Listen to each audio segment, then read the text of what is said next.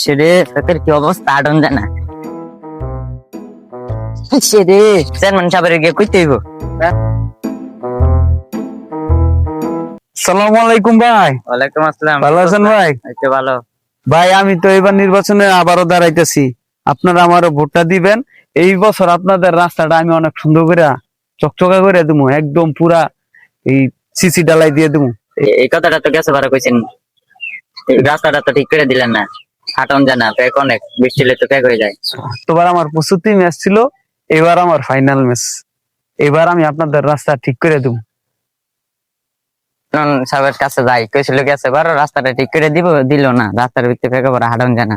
আসসালামু আলাইকুম চেয়ারম্যান সাহেব। ওয়ালাইকুম আসসালাম। চেয়ারম্যান সাহেব আমার রাস্তাটা তো ঠিক করে দেওয়ার কথা ছিল, কি করবো?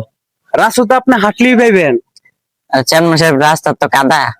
আহা, ওইটা হইতেছে প্রাকৃতিক উন্নয়ন, এটা কোনো সমস্যা না।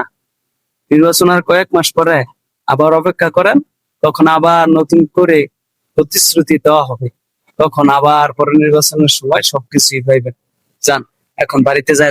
আমি গান গাইতে আসিনি শুধু, আমি এসেছি ঘুম ভাঙাতে।